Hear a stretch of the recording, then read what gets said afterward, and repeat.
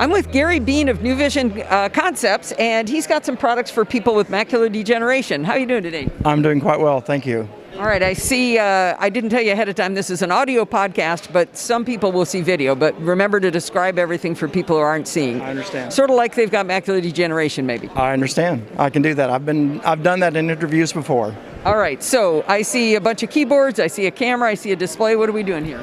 So my company, New Vision Concepts, writes software, and in general, it's replacement software. You would stop using programs that you've been using in the past and use programs that I've written because they're easier to see and easier to use. The display that you see here, which consists of a camera, a computer, and several keyboards, is just the vehicle that I use to deliver my software.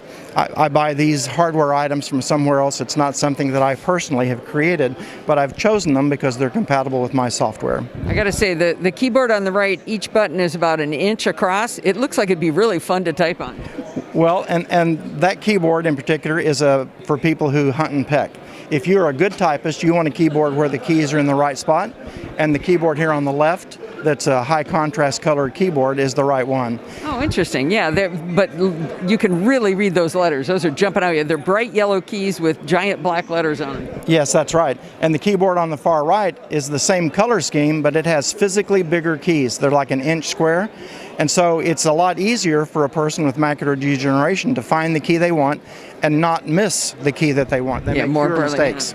Okay, exactly. So you've written software that you're running on a PC here. Yes. And by the way, we asked about it. It's in Power Basic, right? It is. We're kind of a nerd audience, but you've got a camera. I don't quite see what the camera is doing here. All right, at the moment the camera's doing nothing, but in general, if I turned the camera software on, it would display what's under the camera on the screen, and you would be able to magnify it to any level that you wanted. You would be able to do OCR to extract the text from whatever the image is. You'd be able to take snapshots. And this is kind of interesting. So I've seen the big displays where you've got kind of, well, I think of like an old microfiche, but yes. Most kids today don't know what that is. But a flat platform, you put a book down or a magazine, and That's correct. It's projected on the big screen. But what you've got here is a tiny little camera mounted on a tiny little arm. That's correct. It does the same function that you just described. So, for example, do you want me to demonstrate that? Yes. So if I touch, let me do a quick description first. My EZReader software, I have 75 different applications. I display a limited number of them on a bar across the bottom of the screen with big icons. They're roughly an inch square. So of the 75 apps, the ones that are there now are the ones I consider most people would want to use on a regular basis. I'm guessing that's a spreadsheet and a word processor, the first two things. Well, a grid of boxes and a T, did I guess? Bad guess. Oh. The T in this case is TeamViewer. When my low vision customers need help, me being able to see and control their PC is very important. So I have a TeamViewer option. The button on the left is the off button. Okay. In every application, all 75 that I write, you touch the lower left hand or upper left hand button to turn off the app. The second button is the one that shows you all of my apps in one screen. Ah, okay. This is all 75, and it's not suitable for low vision people having that much stuff on one screen, which is why I have a bar across the bottom that only it's a launch pad for just the most important applications. My customers can still go to that big image and run any application of mine, but typically they operate off this. So they would configure it to the apps they use the most, like That's right. Their mail program or whatever? And I would help them do that. No, it's probably not their mail program, it's your mail program. My mail program. So let's start with the camera, since you asked about that. There's a button down here that's supposed to look like a camera. All of my apps are single click.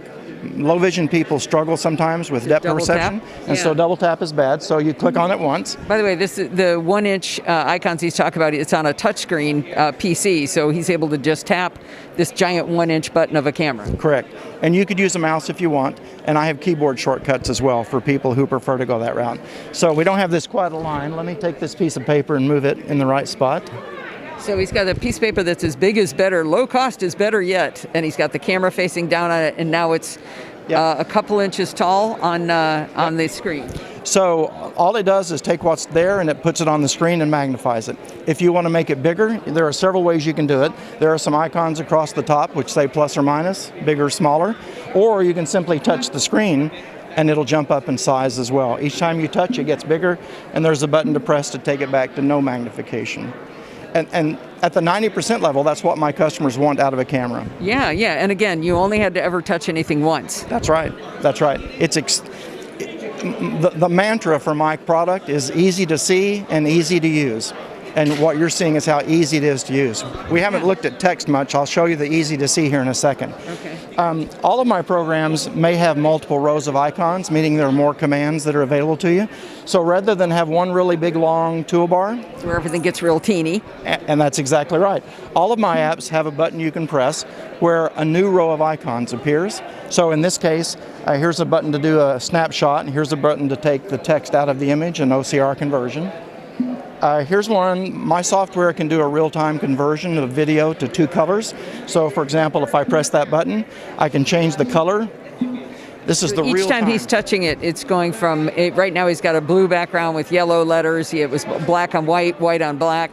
That's right. I just cycle through pre-assigned sets of colors, and the user can change those colors if they want. Now, from my understanding, one of the interesting aspects of macular degeneration is different people can see different color contrasts better than others. It's different for each person. That's exactly right. Out of my customer base, a good number of them like white letters on black background. About another half of them like the yellow letters on blue background. My mother used to use yellow on blue. If you go to one optometrist, every optometrist that I've talked to will tell you a different set of colors as to what they think is the best. But in the end, it's whatever the customer decides that they want. So my camera can do that, but in general, I have found that my customers tend to like the normal colors, whatever the color of the object is, as opposed to the binary color mode that I just showed you. Interesting. Okay, but it's available if they do want it. It is available if they want it. People use this, they get mail-in letters from the whatever, email bills, or they put books under the camera and they read the books while it's under the camera. I'm just astonished at how great this is working with such a small camera. Well, the resolution of this camera is not much different than some of the ones you talked about.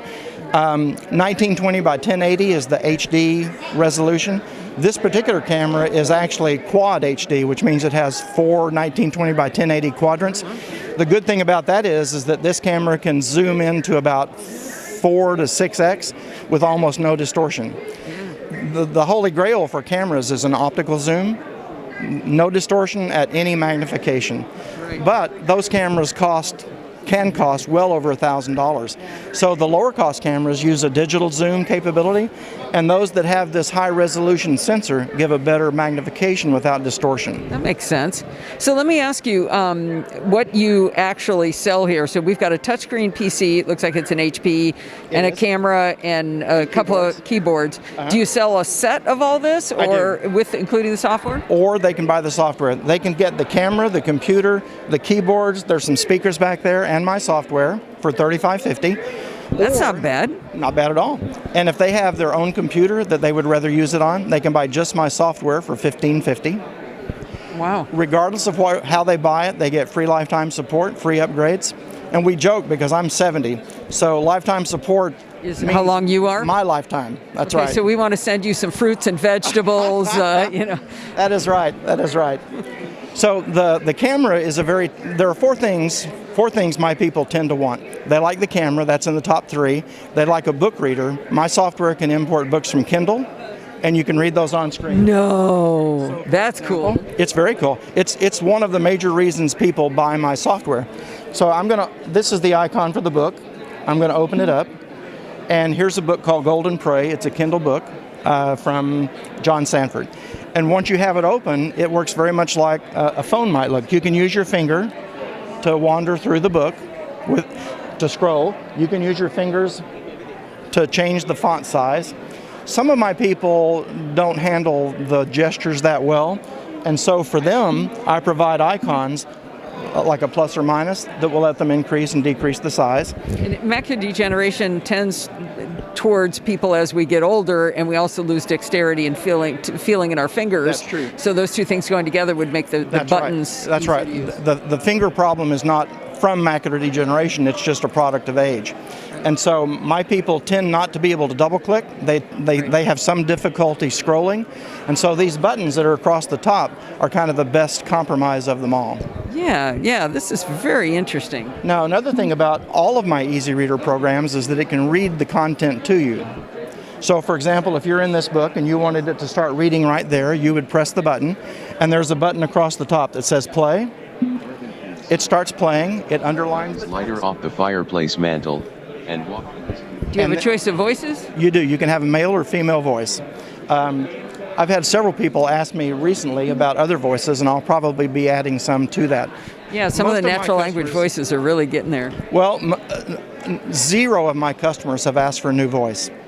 I have found that the people at this conference are more knowledgeable of what's possible. Yeah. And so while my 85-year-old client may have no idea of what questions to ask, you folks, people here, have asked me a lot more technical questions. So Yeah, I'm learning interesting. a few things. Yeah. So But we might not know what they need. We know the tech side, but we might not know what they actually need. Well, that's right. So all of my programs look just like this. I'm going to get out of. So you've got a consistent interface across all of them. We probably have time for one more. All right, this is my email client. This is like the third most important program to my people. It looks very much like the book reader. It's got an icon row across the top.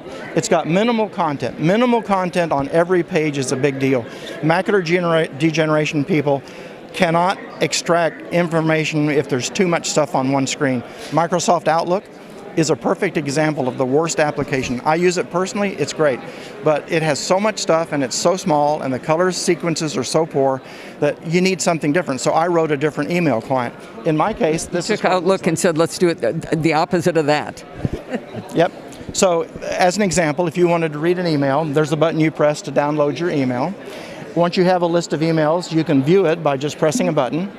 Here's the entire email, which you can scroll just like it was a book.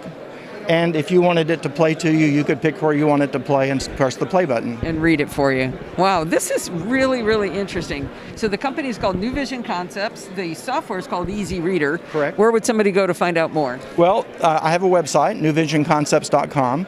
In Texas, where I'm located, I have my products on display at some of the low vision centers. There are 1, 2, 3, 4, 5, 6 in Texas, and I have one in Tampa Bay, Florida. Where in Texas? 3 in Dallas, 2 in Austin, and 1 in San Antonio. Very good. Well, thank you very much. It was really nice to meet you, Gary. Well, I appreciate you coming by and asking the questions.